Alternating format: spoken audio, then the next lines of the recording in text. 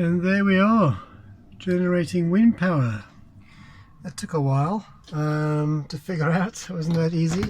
Slight bit of a mess still in here, and I don't think you can really see, but I had to rewire my original solar charger into the same battery feed that the apparent hybrid charger from Easterbreeze, didn't work. So now I'm getting solar into my battery and also wind turbine. And I know that it's worked because I've unplugged the shore power. A while ago the batteries were a little bit lower than that, and now they are higher, so all good. Also, it seems to be holding. It's actually just spun very, very fast and works quite well. So there we go, finally ability to be fairly off-grid for a while.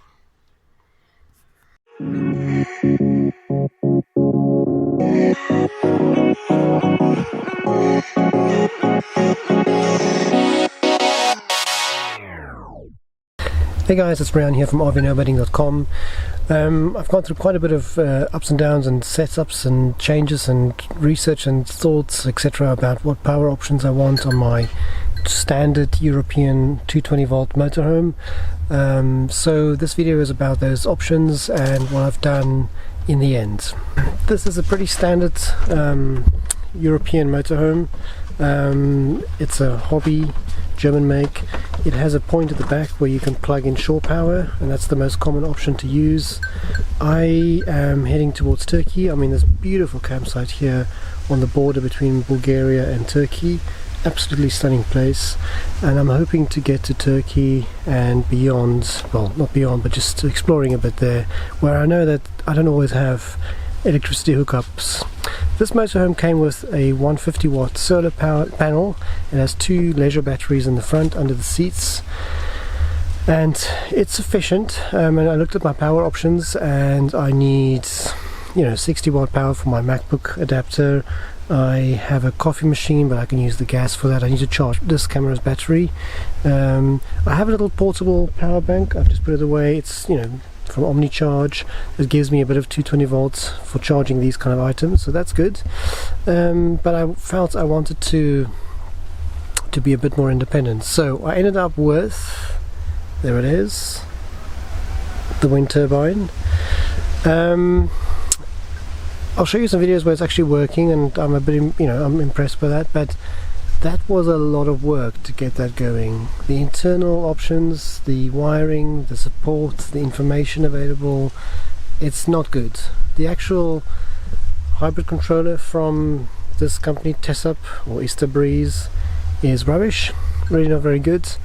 Ironically, that turbine is made in Turkey. I bought it in the UK and I'm about to go to Turkey, but it was made in Turkey. But I wouldn't say that's why it's rubbish. I just think the overall support on this is not very good. The information is not really good.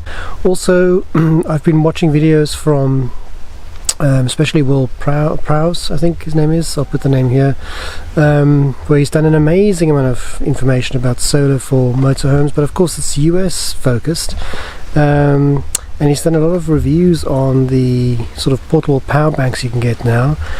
Personally, I think I can get, if I had a dependable power bank that gives me enough amps, I could easily travel with that. Simply keep it in the back compartment there, right next to the power inlet, and then when I don't have a place where I've got power, I just plug the power bank in and everything will work as normal. I think that would be my option, because then if I drive, I've got an alternator 12 volt feed, I can charge it up, or I've got solar, and then I wouldn't have had all this issue with that wind turbine. To get that wind turbine up there every time parked is a bit of a job, and the bigger problem is really storage. You have to take one of the blades off before you can put it away. So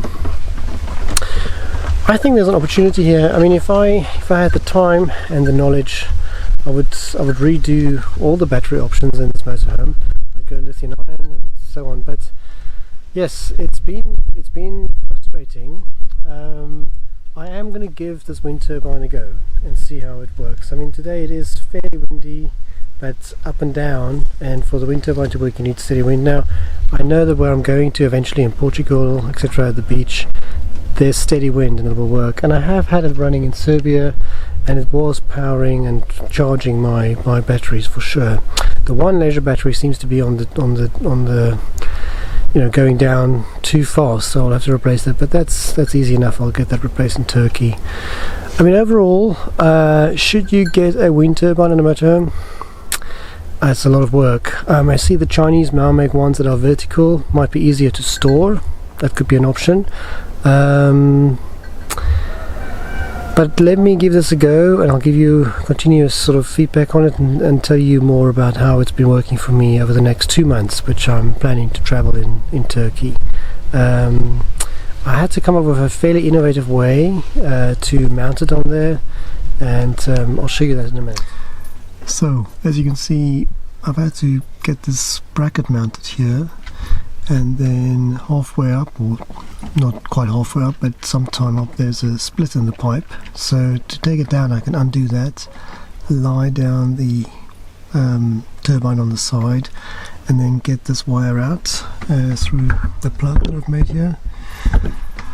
I was hoping to do this from the inside, like where I'm standing now, but of course that turbine just does not fit through this this roof here, so that doesn't work.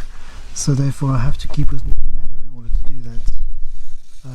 So a bit of a setup, but it is quite good. One of the enhancements I think I would like to make is underneath this clamp where it's attached to that rail, is to put some support so it doesn't pull the ramp over, and there is a few pieces of paper under there to make it steady, because of course you don't always park absolutely horizontal. And that's the setup with the split pipe. That wire goes into this connector here and it comes inside, and as mentioned, it then comes into the controller there. Now the controller from Easter Breeze, let me just get the camera in there. The controller from Easter Breeze was meant to be a hybrid controller. That doesn't work, so I had to keep using the solar charger and the hybrid controller together. So there we are. So I apologize for the sound cutting in and out there on some parts of the video. I'm still trying to get used to this microphone that I'm using.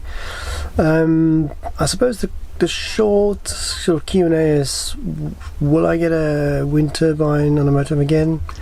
I don't think so. I think it's too much trouble and effort for what you get out of it. But let's hold the verdict on that till after 2 months of testing. I think with the advances now in power banks and what options you have with lithium-ion, I think I would have been better off to go down that route, but let's see. And I'll keep you guys posted as to how it goes. So until later, happy nomading.